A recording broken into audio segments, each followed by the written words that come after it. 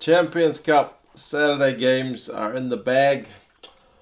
Seems like it's been a pretty wet weekend in Europe. I've heard some guys telling me there's been storms, so kind of not surprising that these games seem to have all been to some degree affected by the weather. Mostly a weekend for the home teams, except for that one result. So it leaves some of these pools pretty much closed off, and some of them wide open. But I'll start with the first one, which is Glasgow getting a win over Lyon, 21 points to 10. This one, speaking of wet, looked real wet. I haven't seen this one in full. I've only seen the last two, which me and probably a fair few Irish rugby fans had to kind of watch in tandem because they were on exactly the same time. Interesting scheduling. The other three I've seen the highlights of and read some of the stats. But yeah, the first one, Glasgow, 21 points to 10, 2 tries to 1. And early on, this game looked like it was going to be, and it should have been, I suppose, the target is a big bonus point win for Glasgow because, I mean, Lyon in this pool have not got any points up until this point. Didn't change anything with this game, but yeah, we're pretty much dead and buried going into it. So travelling to Glasgow should have been a chance to get a bonus point win. Glasgow scored after 44 seconds. Matawalu got both the tries for Glasgow. Barassi got the one for Lyon. But 44 seconds, it was an amazing little bit of work. It was a Hastings break. Hogg got it and then ended up getting it to Matawalu, who went through for the score. And then the second try came, there was a penalty after about 12 minutes, 16 minutes. So it was 11-0. Because he missed the conversion for that first try. And then the second try was after about 20 minutes. So it was 18-0 after just past 20 minutes. Almost scoring a point a minute. And it looked like, yeah, they're just going to run away with this. But they'd only score 3 more points for the whole match. I should mention that Gibbons did get a yellow card. They didn't show the incident in the clip that I watched. At least if it was shown, it was not part that I saw. They set a palm to the face, which is generally a pretty silly thing to be doing. Anything near the face these days comes in for some kind of punishment. So he got a yellow card, and Lyon did kick a penalty during that yellow card, but it only cost them the 3 points. Barassi's try came after he was already back on, but that was a loose-looking try, and I guess it's testament to the weather. Hastings did kick one more penalty towards the end, but yeah, in that weather, I suppose it was always going to be pretty hard to pick up 4 tries. Apparently, the wind was pretty strong as well, from what they mentioned. Especially, I think it was with Glasgow in the first half and then against them in the second, so it was always going to make it pretty hard.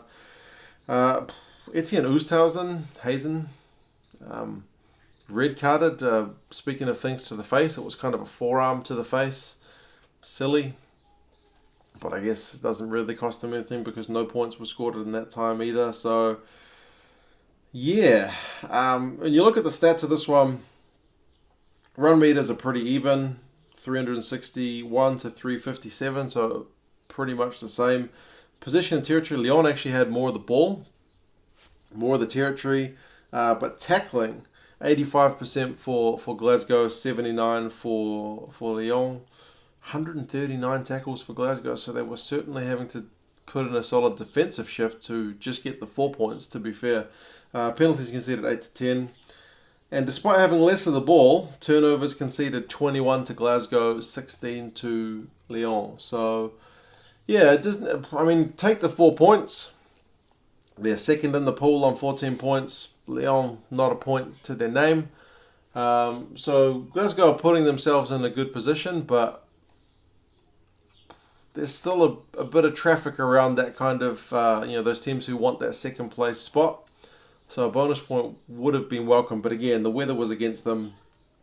Hogg had 2 try assists, so he put in a big shift. Matawalu, like I said, 2 tries.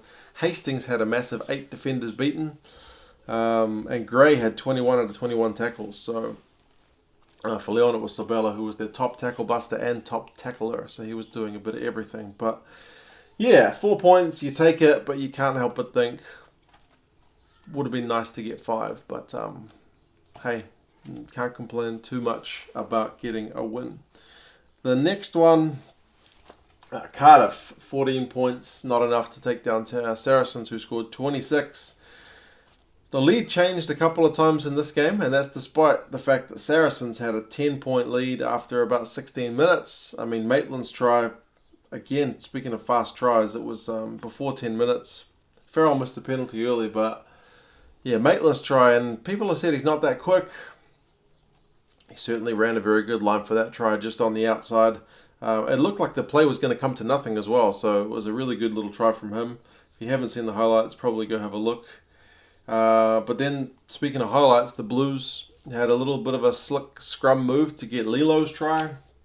That was not long after, about 10 minutes after Maitland's one. So, despite being 10 down, they got that try at 7 points to 10. Farrell kicked another penalty, but then Fish got his try. And what a kick from Anscombe. That's probably the highlight of the match. He didn't look like he had time to kick the ball over, but he managed it, and it was pinpoint accurate. I forget who caught it, but it ended up with Fish, who went in for the try. That was absolute class, like top draw stuff. He had another one kind of in the second half, but the kick was fine, but the defence managed to scramble. So, yeah, not able to get a try from that one. But yeah, that put Cardiff in the lead. So it was 14-13 at half time. So it's another week where Cardiff go into the sheds in the lead, but Saracens end up getting the victory. Farrell kicked another penalty just after the 54th minute. Skelton got yellow carded for disrupting at the maul. But yeah, they weren't able to score any points during that period. In fact, Saracens kicked the penalty during that period, so they won the yellow card 3 points to 0 despite having a man down. And then George got his try from a maul later on that was converted 28 points to 14. That TMO looked at that Saracens try over and over again. I mean, I'm assuming the ball hit the ground, but it wasn't one where it was clear and obvious, so I'm not sure from the highlights I've seen what the referee's question to the TMO was, but either way the try was awarded. So, yeah, once again, Saracens get it done. Run meters 180 to Cardiff's 163, so pretty close. Position and territory pretty much 50-50. Saracens with a slightly better tackling rate, but a key point here, 16 penalties conceded by Cardiff to 9 from Saracens. And if you look at the difference in the score, they scored the same amount of tries. But, yeah, Farrell kicked a whole lot of penalties. So, I mean, it was always going to be tough. Saracens are a top team. They came to town and got the job done. That leaves Cardiff third on 4 points, and it's pretty much them done for the Champions Cup. I think they could mathematically match the second place team. But, I mean, for all intents and purposes, that's pretty much it. An interesting stat with this one, Farrell, whose tackling technique has been criticised in November. He made 9 from 9 tackles. Solid for a number 10. Anscombe, despite those beautiful bits of offensive play, made 2 from 7. So if there's a little work on for him, you'd probably have to say that would be it. But yeah, definitely not a disgrace, and definitely not an all-conquering performance from Saracens. So Saracens still mean top of their pool. They are on 18 points in first, sitting really well. So they're going to be a threat to anyone going forward in the competition, but still room for improvement for sure. Cardiff, yeah, man, if they could score more points in that second half, they might have put themselves in a position to sneak it and be alive, but yeah, it just didn't happen for them in this one. You guys who've seen the full game can let me know kind of where things went wrong for them in that one. The next one, Toulon got it done over Wasps. I was planning on getting up for this one. It was on at 4:15 in the morning in New Zealand, but my 7-month-old child decided to kick off kind of around 11 p.m. So I was like, nah. Sleep was more important. It was always going to be tough for Wasps. They couldn't get it done. 42 points to 27. I've seen the highlights, and it's probably not as bad as that scoreline makes it look, because I mean, another one with quick tries. Huget got his try kind of within the first minute. It was pretty much a gift. with Leroux's little offload just going straight to Huget, and he ran in for the score. But Wasps fought back. They took the lead. The lead changed in this one twice. So early lead to Toulouse. Wasps take the lead from them, and then when Toulouse get back in front, that's all she wrote. But every time Toulouse in this one would kind of look to get away, Wasps seemed to be able to pull them back. I must admit, Toulouse, in terms of their offloads, their hands, passing, just general slickness of their play, were pretty top-notch in this game. I mean, you look at the final stats in terms of offloads. They had 15 to Wasps 6, albeit they did have 60% of possession, so they're always going to have more chance to make offloads, but it seems to be a pretty key part of the game, and it certainly paid off with this one. The try scorers were Huget, Tekori, Ntamak, and two for Dupont, Bassett, Leroux, and Neal for Wasps, but Dupont's try, and one of the ones he got a try assist, was just really slick. If you can watch highlights of these games, there's certainly some slick moves to watch. Then Ntamak's try was the one that Dupont had a little assist, so it was pretty classy stuff. But yeah, you look at the times they scored, and it was really kind of tit for tat. Toulouse got a try, 11 minutes, 14, 22, and then 27, 42, 45. So it was back and forth. Every time Toulouse would get beyond 7, Wasps would bring it right back. But then from their final score on 45, that was it. Then the last few were kind of unanswered by Toulouse. It was penalties and it was a try. So yeah, pretty comfortable victory in the end. The stats do tell that story. Like I said, more ball for Toulouse, more possession. Territory tackling rate was actually higher for Wasps, 88% to Toulouse's 81. But man, Wasps made 156 tackles to Toulouse's 83, so they were under the pump for a fair bit of this one. Look at key performers. Ramos for Toulouse, he had a try assist, kicked tons of penalties and conversions. He was the top run meter man. He had offloads, he had defenders beaten, he had clean breaks, he had the whole shebang. But for Wasps, Carr made 23 out of 24 tackles, which is a good shift for a guy who kind of came in for Hughes. And Morris had 21 out of 22 as well. So it's not for want of trying that the Wasps guys couldn't get a victory, but they're pretty much done as well. They're in 4th on 3 points. Their time is over in the Champions Cup. It'll be interesting to see what kind of squad they put out for the final 2 games. Toulouse, it's all looking good. 17 points in first, doing mightily well. It's going to be an interesting battle between them and Leinster for that top spot. Speaking of Leinster, they got a victory, 42 points to 15. Like I said, I did watch this one alongside the Munster one live, although once this one got to about 35-10, I switched more of my attention to the Munster game, I must admit, just because that one was still in the balance where this one was all wrapped up pretty early on.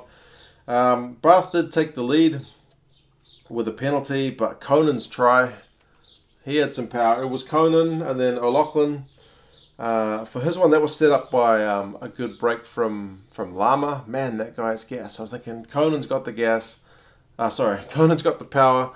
Lama's got the gas. And then Adam Burns one. Man, was he good in the air. Like some really slick tries. James Lowe for his one was a bit of quick thinking with a quick tap. So there was some fine tries in that one. Levy and Gibson Park scored in the second half. Interestingly, for Bath, it was Lowe and Underhill who were kind of their key performers last week, who managed to get over the scoreboard, over the line for the scores this week. But like Bath, I mean, I guess away from home and again with the weather, it was going to be tough, and they weren't able to quite replicate what they were able to do last week. I mean, at half time, it was 28 points to 10. So it was pretty tough going. They had 87 run meters for Bath at half time to Leinster's 269. And Leinster were tackling at 93%, Bath 72. So it was tough going. Again, like I said, second half, Underhill got a try, but Levy got a try as well, Gibson Park too. So that was from a kind of turnover play as well. So it was a tough night at the office for Bath. Leinster, I think they haven't quite hit that top gear in their last couple of games, but at home, man, they are a very hard side to beat. That match between Toulouse and Leinster in Ireland is looking like an absolute cracker. It's probably going to decide the pool unless an upset happens with one of the Wasps or Bath games. But yeah, like I said, it was a bit of highlight reel stuff and a bit of seemed to be a little bit of a grind in parts of the second half. Like there's a gap between Levy's try and Gibson Park's try, 45 minutes and 68 minutes. Obviously Underhill got a try in that time, but as I was watching Munster and Castres, I saw, like, I would look at that game, the Leinster screen, and it was just, they seemed to be camped in Bath's half for a while, and a wee bit stop-start, but you guys will have to let me know how that second half went, because as I said, I was mainly just picking up on the highlights for that one. Key performers in this one, I mean, Lama, no surprise, he's the number one defenders beaten, 6. No surprise, he is the number one run meters with 90. The next best was James Lowe with 44. That's just the offensive package that Lama brings. Interestingly, the commentators brought up in that game that, like, we all know that's what he can do, so it's interesting to see if he can develop kind of the other areas of his game. Some of his, maybe the high ball work and the defensive work, I guess we'll see. Still a young guy, so he's got plenty of time to learn. Toner with 20 out of 20 tackles. It's not often that somebody outdoes James Ryan in terms of that, but Toner did it this week. For Bath, interestingly, Underhill made 9 tackles but missed 5. That's kind of not what we expect from him. Lowe, on the other hand, had 8 from 8, which is not huge numbers, but it's a good percentage. Ewells had 12 out of 13, which is a solid shift. But I mean, overall, Leinster made a whole lot more tackles, but they had 93% at full time as well as half time. 138 tackles they made, 93%. Bath ended up with 78, which is not going to get the win against the defending champions. But it's interesting that despite Leinster having to make all those more tackles, the run meters were 461 to 255. So Bath had the ball, not getting many meters per carry apparently. So Leinster are second in that pool on 15 points, so just a couple behind Toulouse. Bath, again, I mean, they're on 5 points, so they're exactly 10 points behind the team in front of them.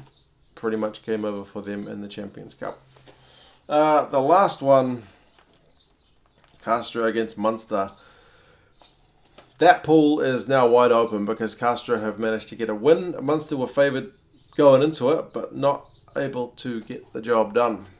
Only 1 point in it, so they pick up a losing bonus point. They're still first in their pool on 12. But Castres move up to second, and they're on 9. Or are they still on second? I think they're still on second. Exeter and Gloucester are on 8. So it's very tight. It's going to go down to the wire in that pool. And I hope Munster don't kind of live to regret this result, because they certainly had their chances to win it. Only 1 try in the whole game. That was to Castres' prop for Anunu in the 24th. All the rest of it was work from the boot. A wee bit of kind of kicking exchanges for bits. Cockett got yellow carded for Castres, but there wasn't much doing for Munster during that period. Don't think they scored any points. They turned down 1 shot at 3. And immediately got turned over when they went for the try. So, hindsight's a wonderful thing, but proved a wee bit costly. Basically missed penalties. I mean, Scannell did have a yellow card as well, and at that point I thought Munster actually kind of lifted their game a wee bit when they had the man in the bin. They did concede a penalty during that time. They could have had a penalty of their own, but Murray took a shot that missed as well. But man, missed penalties. Munster had 4. 4 missed penalties and 1 turned down. So that's a lot of points left out there. Again, the weather seemed pretty bad. It was wet, so kicking is always going to be a fair bit harder. But they kicked it 50% and again turned 1 down. So yeah, sometimes it happens, man. As an All Blacks fan, I've seen Beauden Barrett kick enough times to know that it's pretty painful when your team can't get the ball over the sticks or over the crossbar. It just wasn't happening. 147 run meters to Munster's 308 at full time. So Munster had that stat. Possession was kind of 50-50. Munster's tackling percentage was 97%. Leinster had 93, and that's already phenomenal, but 97%. In the whole game, Munster missed 3 tackles, but they still weren't able to get a win. It's 14 penalties conceded to Castres, 10 to Munster. Yeah, you'd have to be pretty gutted if you're a Munster fan, because I mean, Byrne had a really great steal at one point. There were guys doing enough. Conway almost had a try, but they deemed that he kind of lost control of the ball, even though I don't know, maybe I had kind of Irish tinted glasses on for some reason, and I thought maybe he kind of had the ball travelling forward with his legs and that wouldn't count, but they said that he lost control and he knocked it on. So they did get a yellow card for kind of tipping up a guy on his head. That was O'Mahony that got tipped up on his head. But yeah, I got lots of notes there. There was one period at the end where it was Munster turned Castres over at a maul, so they got the ball back, and then the scrum, Castres win the scrum penalty, so they're pumped. Then from there, Byrne gets a turnover, and then they get a penalty, and then Munster lose the line out. So it's just like neither side really did enough to win it, but Castres just kind of scraped through. So yeah, that pool is all open. We'll see what happens. As I said, pretty wet, so that affected it. But yeah, you guys let me know your thoughts. Who you thought the standout players were for all these games, not just that last one, which was the tightest one. But yeah, key players, key moments, best tries, because there was some pretty exciting action on this weekend, and we've still got Sunday games tomorrow. That'll be Monday for me here in New Zealand. I have to decide whether I'm going to get up at 4:15 for tomorrow's game. But yeah, you guys let me know your thoughts, and I'll talk to you again soon. See you later.